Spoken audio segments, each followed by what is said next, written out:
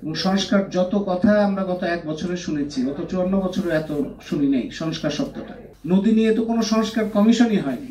ভারত, দিল্লি না ঢাকায় নদী কি পরিকল্পনা করা হচ্ছে, আগে নদী নিয়ে যেগুলো হয়েছিল সেগুলোর ফলাফল কি, তার ফলে বাংলাদেশের পুরো নদী ব্যবস্থা কি ধরনের পরিণতি হয়েছে সেটার পর্যালোচনা না করে একই ধরনের উন্নয়ন প্রকল্প কিংবা উন্নয়ন চিন্তা দিয়ে এই ডেল্টা প্রকল্প করা হয়েছে। এটা নিয়ে বাংলাদেশ পরিবেশ, বাপা থেকে শুরু করে বিভিন্ন সংস্থা, ট্রেন, বাপা সহ বিভিন্ন জায়গা থেকে এটা নিয়ে প্রশ্ন তোলা হয়েছে।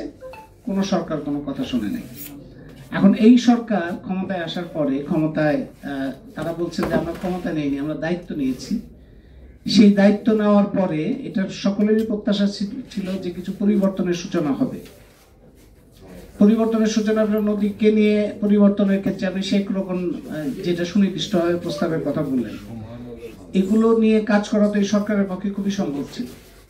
এবং প্রথম তারা যেটা করতে পারতো খুব সহজে, সেটা হচ্ছে যে নদী নিয়ে ইতিমধ্যে যারা এই দেশে কাজ করছেন, গবেষণা করছেন, আন্দোলন করছেন, তাদের সবাইকে এই সরকারের যারা এই দায়িত্বপ্রাপ্ত উপদেষ্টারা সবাই চেনেন।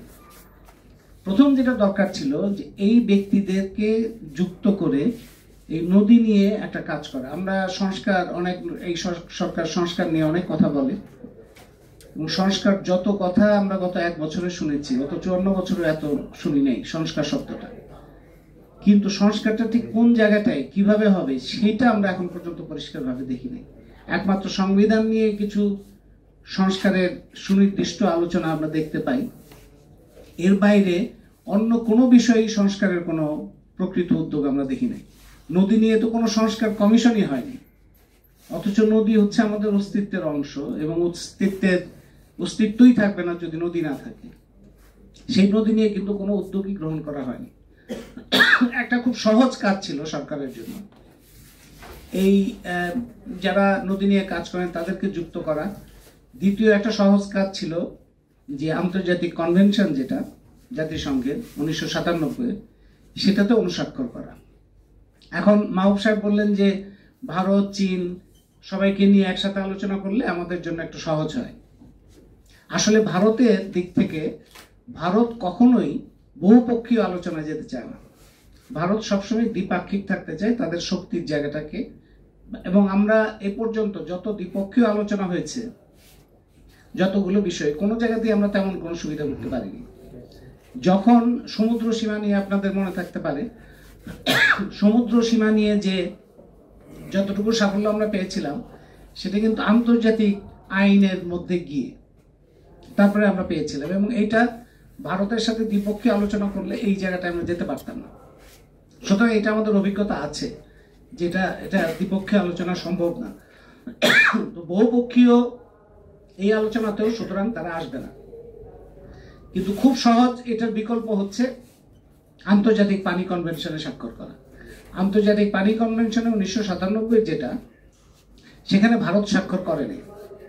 ভারত স্বাক্ষর করে নেই কেন সেটা আমরা বুঝতে পারি। যে কারণে ভারত স্বাক্ষর করে নেই সে কারণেই আমাদের স্বাক্ষর করা উচিত।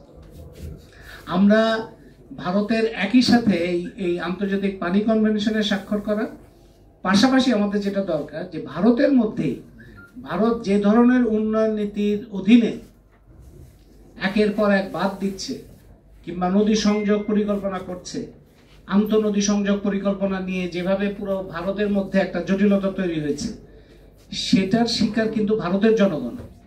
ভারতের জনগণের ভেতর থেকেও এটার বিরুদ্ধে প্রতিবাদ আছে। এবং কল্যাণ রুদ্রের মতো এরকম অনেক লোক আছেন ভারতের বিশিষ্ট ব্যক্তি, যারা অনেক আগে থেকে, যেমন ফারাক্কা বাঁধের বিরোধিতা করেছিলেন ভারতের মধ্যেই বিশেষজ্ঞরা, এবং ভারতের মধ্যে এখন ফারাক্কা বাঁধ ভাঙার আওয়াজ উঠেছে এবং তারা শাবল নিয়ে ফারাক্কা বাঁধ ভাঙতে আসবে, এরকম কথা আমরা নেতৃস্থানীয় ব্যক্তিদের মুখেই শুনতে পাচ্ছি। তো সুতরাং যে উন্নয়ন নীতির অধীনে ভারতে বাঁধ হচ্ছে, একের পর এক নদীর প্রবাহকে বাধাগ্রস্ত করা হচ্ছে, সেই উন্নয়ন নীতির পরিবর্তন ছাড়া ভারতের জনগণেরও মুক্তি নাই। সুতরাং ভারতের জনগণের মধ্যে যারা এই ধরনের কথাবার্তা বলছেন বা চিন্তা করছেন, তাদের সাথে আমাদের একটা সংহতি, তাদের সাথে আমাদের একটা যোগাযোগ, সেটাও গুরুত্বপূর্ণ। একই সঙ্গে ভারতের শাসক শ্রেণীর উপরে চাপ সৃষ্টি করা, আন্তর্জাতিক চাপ সৃষ্টি করা, পাশাপাশি ভারতের ভেতরে এই উন্নয়ন নীতির বিরোধী যারা, তাদের সাথে যোগাযোগ স্থাপন, এই দুইটা কাজ আমাদের পাশাপাশি করতে হবে। এইটার ব্যাপারে, এই দুইটার কোনোটার ব্যাপারে আমরা এই সরকার যেটা করতে পারত তার কোনো উদ্যোগ আমরা দেখি নাই। তা আমাদের অভিন্ন নদীর যে সমস্যা ভারতের থেকে সৃষ্টি হচ্ছে, জলবায়ু পরিবর্তনের জন্য সৃষ্টি হচ্ছে, শুধুমাত্র সেই কারণেই যে আমরা নদী বিপর্যস্ত অবস্থা তা তো না। নদী বিপর্যয়ের পেছনে তিনটা প্রধান কারণ। প্রথম কারণ তো ভারত, আমরা জানি। আর বাকি দুইটা কারণ হচ্ছে আমাদের নিজেদের ভেতরে। একটা হচ্ছে বিভিন্ন ধরনের উন্নয়ন প্রকল্প, সেই যে 50 দশক থেকে যে শুরু হয়েছে নদী বিধ্বংসী বিভিন্ন ধরনের উন্নয়ন প্রকল্প, আপনার পোল্ডার থেকে শুরু করে বহু ধরনের বাঁধ, স্লুইস গেট করা হয়েছে কোনো বিচার বিবেচনা ছাড়া। বন্যা নিয়ন্ত্রণ এবং কৃষি সেচ, এগুলোর নামে এমন সব প্রকল্প করা হয়েছে যেগুলোর কারণে বহু নদী আজকে বিপর্যস্ত অবস্থা এবং মৃতপ্রায়। সেটার একটা পর্যালোচনা করা দরকার ছিল। সেটার পর্যালোচনা না করে একই উন্নয়ন দর্শন নিয়ে এই ডেল্টা পরিকল্পনা করা হয়েছে, যেটা নদীর অস্তিত্বের জন্য একটা বড় ধরনের বিপদ নিয়ে আসবে সামনে। তৃতীয় আরেকটা বিপদ হচ্ছে আমাদের দেশের ভেতরে যারা ক্ষমতাবান গোষ্ঠী, বিভিন্ন দলের সাথে যুক্ত, সরকারের সাথে যুক্ত, তাদের দখল এবং দূষণ। এই তৃতীয় অংশটা, মানে যদি জলবায়ু পরিবর্তন না হয়, জলবায়ু পরিবর্তনের বিপদ না হলেও আমাদের দেশের ভেতরের যারা শক্তি, ক্ষমতাবান গোষ্ঠী, তাদের জন্যই আমাদের নদী বিনাশী অনেক রকম প্রকল্প হচ্ছে। এবং ভারত বিরোধী কথাবার্তা আমরা যেটা সরকারের মধ্যে থেকে পাই, যেটা বাগাড়ম্বর হিসেবে আসে, সুনির্দিষ্টভাবে ভারতের কাছ থেকে কিংবা ভারতের আধিপত্যের যে জায়গাগুলো, সেগুলির বিরুদ্ধে সুনির্দিষ্ট কোনো উদ্যোগ আমরা দেখি না। এটাই আন্তর্জাতিক পানি কনভেনশনের স্বাক্ষর থেকে শুরু করে রামপালের মতো প্রকল্প কিংবা আদানি চুক্তির মতো প্রকল্প, এগুলির বিরুদ্ধে সুনির্দিষ্ট উদ্যোগ কিন্তু আমরা সরকারের মধ্যে থেকে দেখি না। কিন্তু আমরা কথাবার্তা, আওয়াজটা শুনি, বাগাড়ম্বর শুনি যে ভারত, দিল্লি না ঢাকা ইত্যাদি কথাবার্তা আমরা শুনি। কিন্তু ঢাকাকে শক্তিশালী করার জন্য যে উদ্যোগগুলি দরকার সুনির্দিষ্ট, সেই উদ্যোগগুলি আমরা দেখতে পাচ্ছি না। অন্যদিকে দেখতে পাচ্ছি যে দেশের ভেতরে এই দখল দূষণের ক্ষেত্রে, অন্যান্য ক্ষেত্রে জাতীয় ঐক্য নাই, নদী উদ্ধারের ক্ষেত্রে জাতীয় ঐক্য নাই, কিন্তু নদী ধ্বংসের ক্ষেত্রে, নদী বিনাশের ক্ষেত্রে একটা ব্যাপক জাতীয় ঐক্য আমরা দেখতে পাচ্ছি। আমরা এই যে কিছুদিন আগে পাথর উত্তোলনের ক্ষেত্রে দেখলাম, এইরকম জাতীয় ঐক্য আপনারা অন্য কোথাও পাবেন না। আপনি আওয়ামী লীগ ছিল, সেখানে বিএনপি ছিল, জাতীয় পার্টি ছিল, এনসিপি ছিল, জামাতি ইসলামী ছিল, আমলারা ছিল, পুলিশ ছিল, সম্মিলিত একটা উদ্যোগের মধ্যে দিয়ে তারা নদী বিধ্বংসী তৎপরতাগুলো চালাচ্ছিল, পাথর উত্তোলন। এবং অন্যান্য জায়গাতে আপনারা দখল দূষণের ক্ষেত্রেও দেখবেন এইরকম একটা ঐক্য আমরা দেখতে পাই।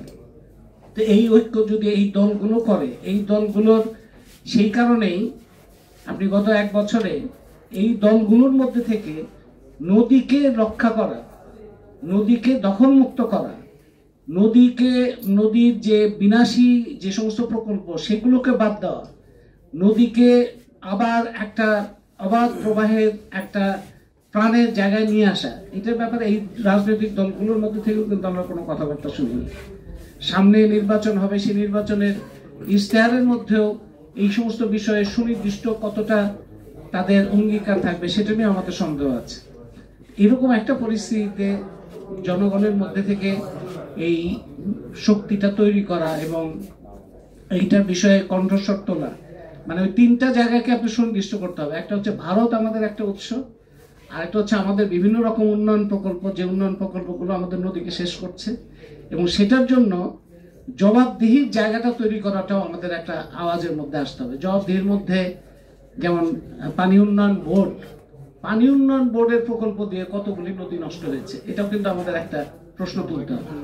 আমাদের বিশ্ব ব্যাংকের প্রকল্পের কারণে কতগুলি নদী শেষ হয়েছে, আমাদের এশিয়ান ডেভেলপমেন্ট ব্যাংকের প্রকল্পের কারণে কতগুলো নদী শেষ হয়েছে।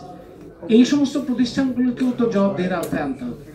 আমলাদের, স্থানীয় মন্ত্রণালয় থেকে শুরু করে আমলাদের বিভিন্ন রকম প্রকল্প, সেই সমস্ত তাদের আবাসন কিংবা তাদের প্রশিক্ষণ, তাদের ভবন নির্মাণ, এগুলোর জন্য কতগুলি নদী নষ্ট হয়েছে। তার মানে যারা ক্ষমতার সাথে আছে, আমলাতন্ত্র, বড় রাজনৈতিক দল, আন্তর্জাতিক সংস্থা, সবাইকে জবাবদিহির আওতায় আনার যে দাবি, সেই দাবিটাও জনগণের মধ্যে থেকে তুলতে হবে।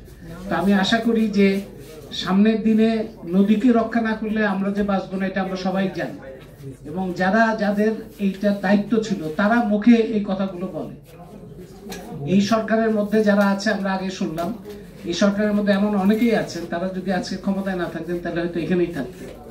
কিন্তু তারা তাদের যে সুযোগ, সেই সুযোগটা তারা ব্যবহার করছে না। এই সুযোগটা তারা কেন ব্যবহার করছে না, এই কর্তৃত্ব কিংবা দায়িত্ব তারা কেন পালন করছে না, এই প্রশ্নের জবাব তো তাদেরও দিতে হবে, তাদেরও জবাবদিহির মাধ্যমে আসতে হবে। তো সুতরাং এই জবাবদিহির জায়গাটা আনার জন্য জনগণের মধ্যে থেকে, আমরা জানি, এটা বলে আমি শেষ করি, যে আমাদের সারা বাংলাদেশে সার্ভেলেন্স বলে একটা জিনিস আছে। রাষ্ট্র, সরকার সার্ভেলেন্স স্টেটে পরিণত হয়েছে এখন। জনগণের উপরে সার্ভেলেন্স, জনগণের উপরে নজরদারি।